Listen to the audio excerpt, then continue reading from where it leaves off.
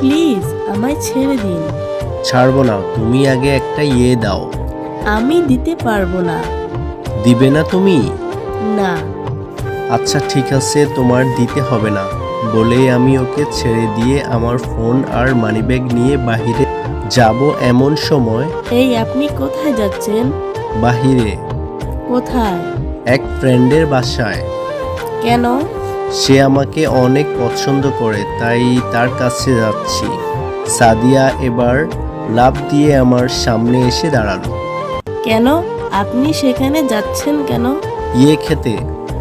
কেন আপনি তার কাছে কেন যাবেন?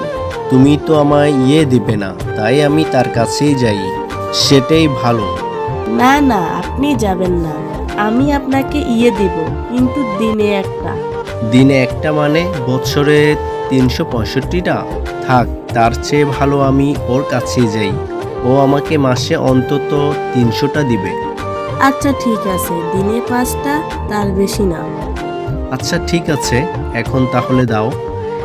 আপনারা একটু ঘুরে দাঁড়ান, আমার লজ্জা লাগছে। কিছুদিন পর আমি ব্যালকনিতে দাঁড়িয়ে আমার ছোট ভাগ্নির সাথে একটু কথা বলছিলাম। তার এবার 5 বছর বয়স। এমন সময় সাদিয়া চুপি চুপি আমার পিছে এসে দাঁড়ালো। আমি টের পেয়েও না বুঝার ভান করে দাঁড়িয়ে রইলাম। আচ্ছা আমি রাখি এখন। ঠিক আছে মামা। আমার আদরটা দিবে না? I love you. I love you too মাম্মা। আচ্ছা পরে কথা হবে বলেই ফোনটা কেটে দিলাম। আমি ইচ্ছে করে ওর সাথে এমন করে কথা বলছিলাম, কারণ আমি জানি ও আমার ভাগ্নির কণ্ঠ শুনতে পারেনি। আর আমি যা বলেছি সেটা মানুষ শুনলেই একটু ভুল বুঝতে পারে, আর আমি সেটাই চেয়েছিলাম। আমি পিছনে ঘুরতেই মেয়েটাকে দেখে একটু ভয় পাওয়ার ভান করলাম। মেয়েটার চোখ লাল হয়ে আছে। কি ব্যাপার, তুমি এখানে কখন আসলে? কার সাথে কথা বলছিলেন? কই, কেউ না তো। মিথ্যা বলবেন না, আমি শুনেছি। কি শুনেছো? আপনি ফোনে কাকে যেন আই লাভ ইউ বললেন, আবার একটা খেলেন। কে মেয়েটা? ছিল একজন। কেন, তোমার জ্বলছে? জ্বলবে না কেন? আমার ভালোবাসার মানুষ অন্য কাউকে ভালোবাসি বললে আমার কি জ্বলবে না?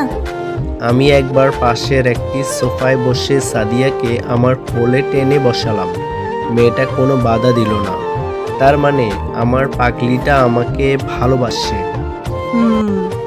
তাহলে আমার থেকে এত দূরে থাকো কেন? লজ্জা লাগে, কিন্তু তাই বলে আপনি অন্য কাউকে ভালোবাসবেন?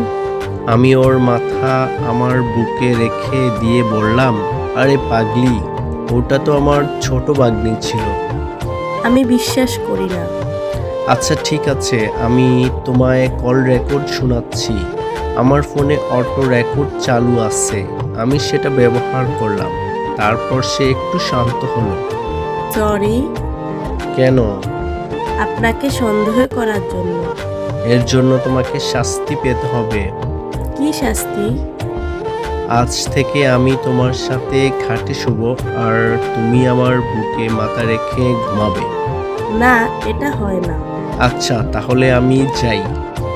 কোথায়? সেই ফ্রেন্ডের বাসায়। মেরে ফেলবো। কাকে? আপনাকে। কিভাবে? এভাবে। বলেই আমার ঠোঁটে ভালোবাসার ছোঁয়া দিয়ে দিল। আমি ওকে কোলে তুলে বেডরুমে নিয়ে গেলাম, আর বাকিটা ইতিহাস। এভাবেই যত যাই করুক না কেন, তারা তাদের ভালোবাসার ভাগ কাউকেই দিতে রাজি থাকে না।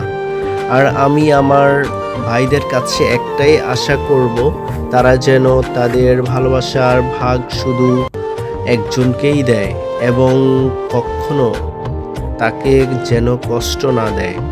প্রথম পর্বে প্রচুর পরিমাণ সাড়া দেওয়ার জন্য ধন্যবাদ। গল্পটা কেমন হলো কমেন্ট করে জানাবেন প্লিজ। হেল্প চাই আপনাদের, সাপোর্ট ছাড়া এগিয়ে যাওয়া অসম্ভব।